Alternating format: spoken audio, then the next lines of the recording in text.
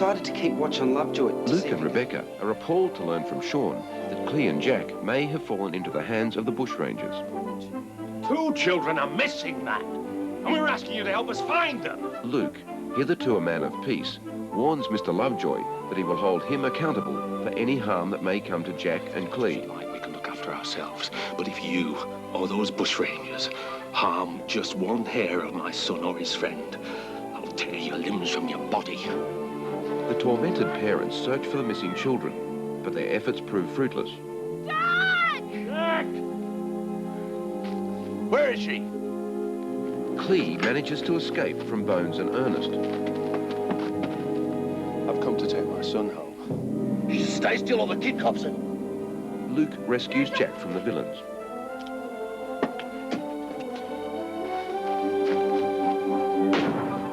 Bones and Ernest are taken away to Melbourne for trial. Jack realises that Luke is not a coward and at last begins to accept him. How much does your father owe now, Clee? Luke uses some of the money they get back from the bushrangers to pay Marcel's debt. Yeah! Come on! Yeah! You know, this country is so huge and void. Almost as though the horizon here were farther away than in Europe, par exemple. That's because there are no signs of man's presence here yet. Vous avez raison. No haystacks, no barns, no church steeples. Hopefully all that will change when more immigrants come from the old country. No. I like it this way, with the space, where man is very small, as he should be. Well, even so, sir, you must admit, it does have its drawbacks. For example, it's difficult to impose British rule on such a far-flung and tiny population. What a lucky escape for them. They have no need for British law. It's statements like that, sir, that have led to outbreaks of lawlessness on the goldfields. And I say good to that. This must be a new country. Do not bring old mistakes here. The Queen's rules are not mistakes, sir. If her room is so precious to her, let her keep it by her side at London. Let me remind you, sir, that the excesses of your revolution have not contaminated the shores of England. Yeah. Hey, you in there, gentlemen. All that shouting's frightening the horses. And what benefits does Australia gain from being the unfortunate victim of British kindness? Steady. Politics. Get up. Now, as you know, we came to the goldfields to make our fortune, and I'm afraid I've added finding gold to the long list of things I cannot do. Now, we've had our money returned to us, but we could go back to Melbourne if we wished. Now, tell me, children, do you want to stay in Jericho or go back to the city? Stay! I don't want to go back. All our friends are here. Your dad and I would like to buy a couple of cows. Well, we're hoping that with the milk, Lin's vegetables, and my bread, of course, we'll be able to make a living here. What about Lovejoy? I think Mr. Lovejoy's learned his lesson, don't you? Now, Becky has got something to tell you.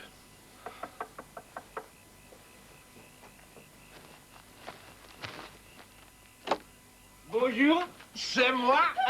Alors, mes chéris, oh, careful, ma petite. How are you? Oh, you look well. Madame, for you. Oh, me. Well, I'm glad everything went as arranged, Marcel. Monsieur, how can I ever repay you? No, it was a gift. I don't expect anything back. Luke, I am convinced the Battle of Waterloo was a mistake. With friendship like ours, what need was there of the 100 Years' War? A lot, and you do. I hope you looked after my little girl for me, did you? We tried. Actually, she looked after us. Oh? She helped save me from the bushrangers.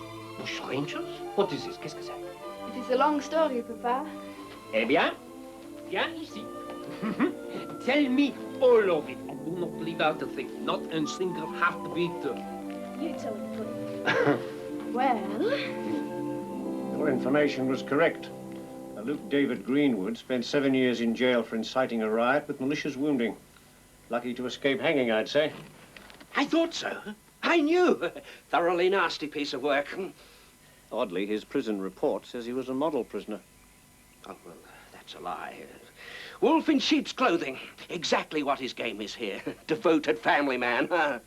I take it you don't like the man. Well, he's a troublemaker, sir. It's sorts like him who start problems, like the Urilla incident. I want you to warn him not to leave Jericho. Why not bring him in now, sir?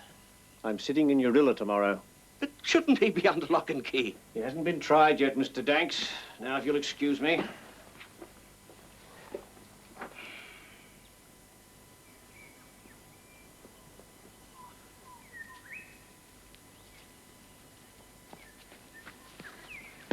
Virginia's here. Where did you get the belt from? Ted, Did he give it to you? I give one of these. That was too much. Oh, it was old.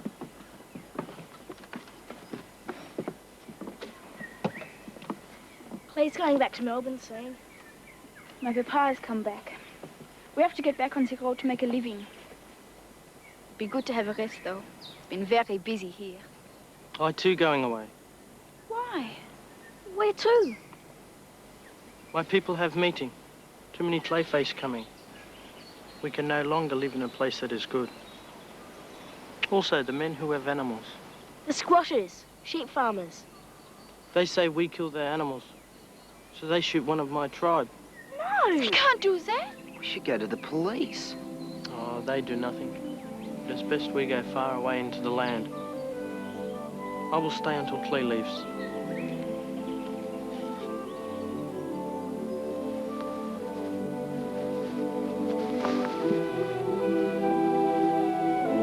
You have all been good friends to me. We must always remember. I left it hanging up just outside the door. I think it's disgraceful that I can't leave merchandise outside without being stolen, don't you? Yes, indeed, Mr. Lovejoy. Something will have to be done about this. Still, since international criminals are allowed to roam the streets at will, it's not surprising that nothing's safe. Well, if I had my way, he'd be an eye by now. The thief. He's never met until Aborigine. Ah, thief! Stop it! Give it to me! Black-hearted scoundrel! Give it to me! Just a minute. Look, stop it, will you, all of you? Now then, lad, tell us where you got the belt, then. I said, where did you get it from? It's mine. No, it's not. It's mine. It was stolen from me. All right, all right. Now, listen, boy. Try to make it easy on yourself. Tell us where you got it from. Tell him, Virginia. It was Ted Thomas who took the belt, Mr. Danks. That right, boy? That who you got it from? You black-hearted scoundrel! All right, you better come with me. Thief! Don't obstruct the course of justice! Young scoundrels. It's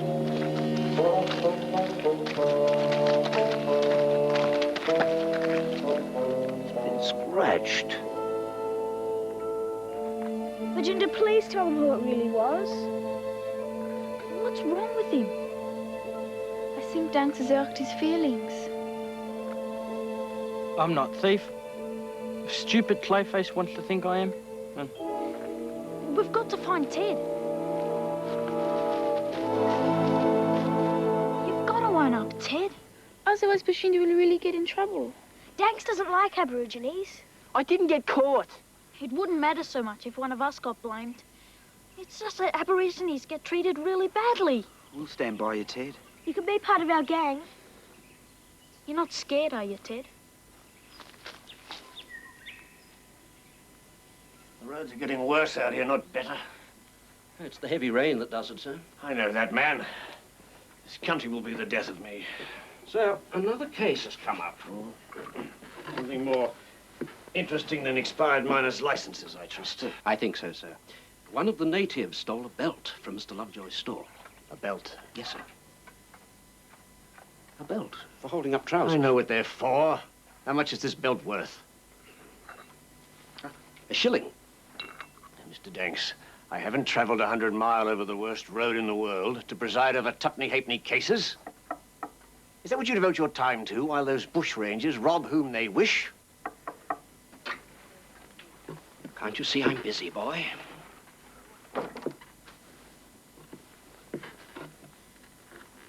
It wasn't Berginder who took the belt. It was me, sir. Assistant Commissioner, return the belts to their rightful owners. Let both youths go. The innocent one as well. Then return and help me prepare for tomorrow's cases.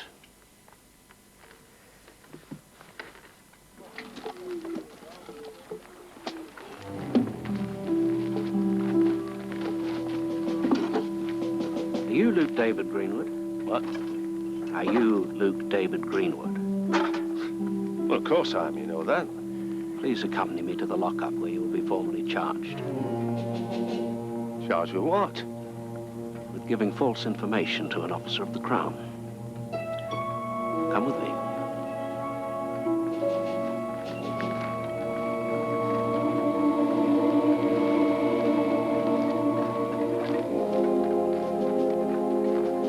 If Luke had admitted that he was a radical or a Chartist, he knew that we'd never get a miner's license. So he had to lie. But what had he done wrong?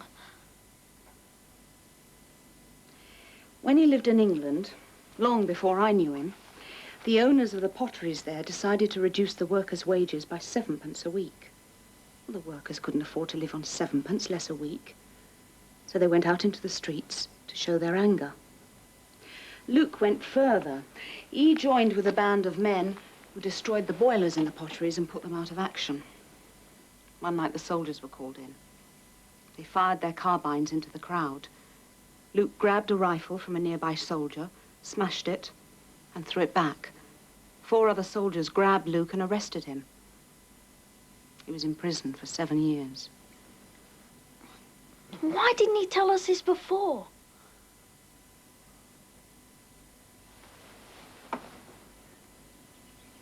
He didn't want you to know. He wanted to forget about it.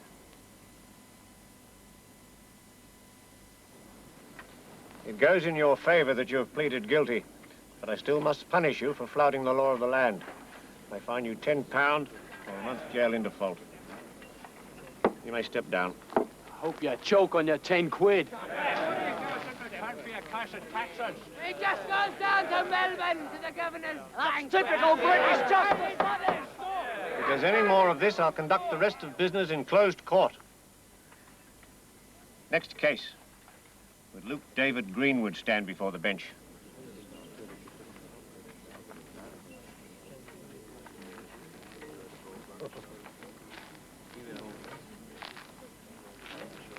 You are charged that on the 10th day of June, 1853, you did supply false information to a properly constituted officer of the Crown, namely Assistant Commissioner Danks. Furthermore, Assistant Commissioner Danks has requested this court to order you from the Jericho gold diggings because of your threats to peace and order and your record of violence and inciting to riot. How do you plead to the charge of supplying false information? Guilty. Speak up. Guilty. Assistant Commissioner. Thank you, Your Honor. When the accused first arrived in Jericho, Mr. Uriah Lovejoy immediately recognized him as being the same Luke Greenwood whom he had witnessed some 10 years before in Dudley, leading a mob of rioting workers. The troops had to be called in, whereupon Greenwood attempted to murder one of them. Well, when the accused applied for a miner's license, I naturally asked him if he was guilty of these crimes. He denied it. I then asked him to swear it under oath, and he declined. Since then, he has been a threat to the peace of the community by habitually consorting with unsavory elements. What do you mean, precisely? Well, people not of law-abiding nature, not of English stock, Chinamen, Irish, and others. Carry on. Well, he has given vent to radical and anarchist opinions. I consider him to be a threat to law and order. Poker man hogwash. That man, I say, is the most law-abiding citizen that it has ever been my privilege to meet in my wide and varied existence. All right, but I would like to say this, that this here fine country needs more men like Luke Greenwood and fewer men than that parasitic polecat, Uriah Lovejoy. Absolument! Does the accused have anything to say? Sir, it is true that I did these things in Dudley. But I did them not out of malice, but out of sympathy for my fellow workers who were starving to death. I lied to Officer Danks for the same reason. I had to find gold so that my own family would not starve. I am heartily sorry for this falsehood, but I could see no other course of action. I spent 7 years in prison for what I did. And while I was there, I swore to Almighty God that I would never raise my hand in anger again. Nor have I to this day.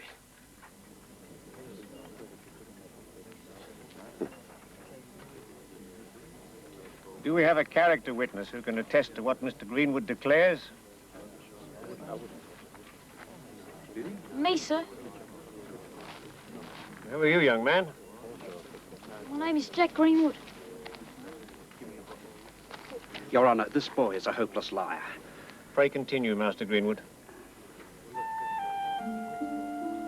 Since we came here, things have not been all that good. Some people have been nasty to us, and even wrecked our place.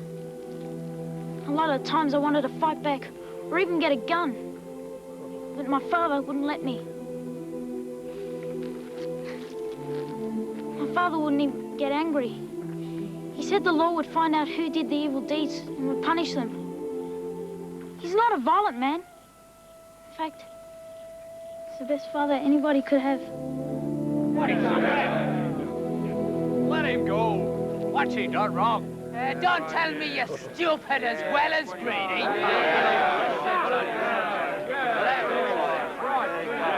Order! Silence! Be quiet, please. The charge against the accused is not minor. In fact, truthfulness to an officer of the Crown can be regarded as one of the main cornerstones of law and order. I could, if I wished, bring down the full weight of the law, but I do not feel it is appropriate here. Luke Greenwood, what you have done out of compassion for others, not for any criminal purpose. It would not accord with the true principles of British justice for me to punish you. Case dismissed.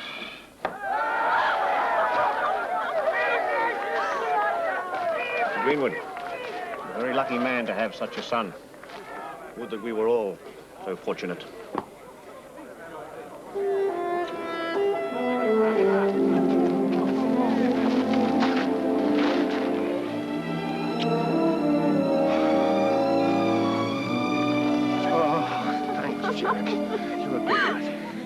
I only said what was true, Father.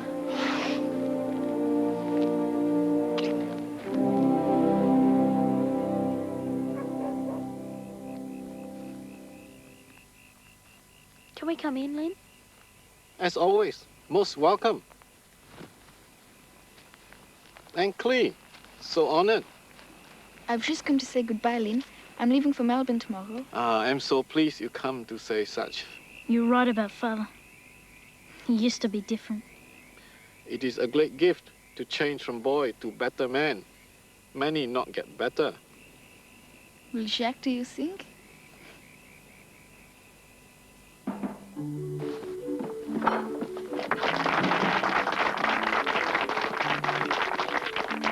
We would like to present this performance to you, the people of Jericho, and especially the Greenwood family, for taking us into your hearts.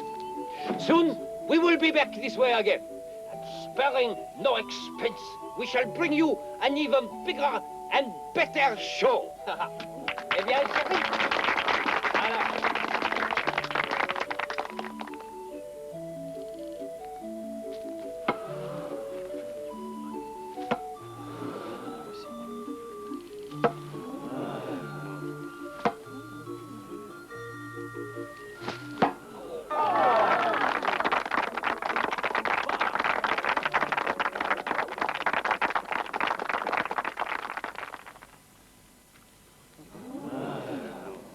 Mon chéri.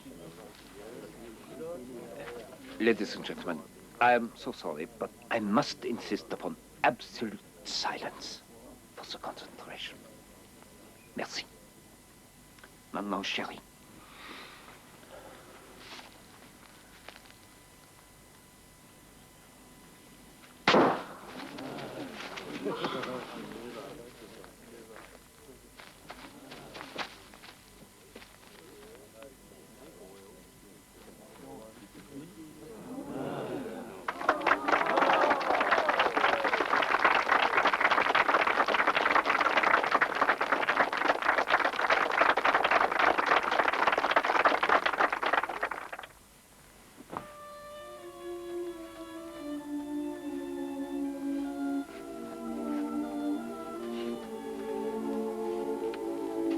Sad in a way.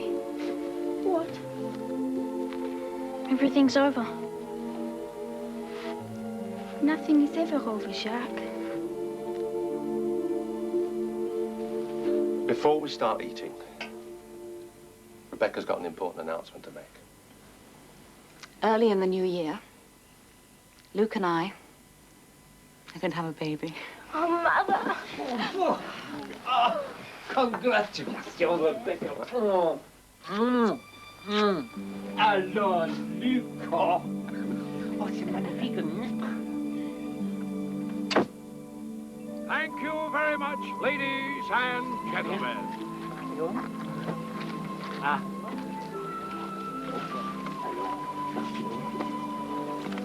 Goodbye, Lucy. Goodbye, Jake. Well, Jasper, I can't say I'm not sorry to see the back of them. Thoroughly nasty sorts. Nasty sorts indeed.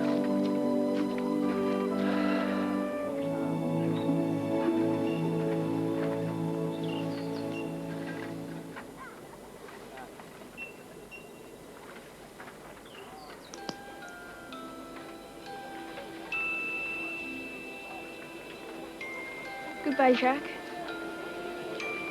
You say goodbye?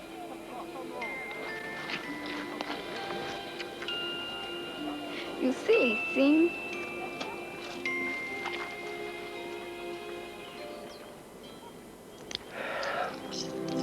Come, my friend.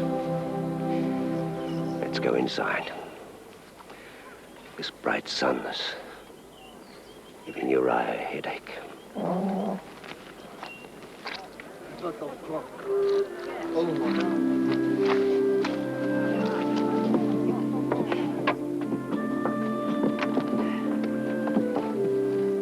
Eh bien, Louis, allons. Bye. Bye.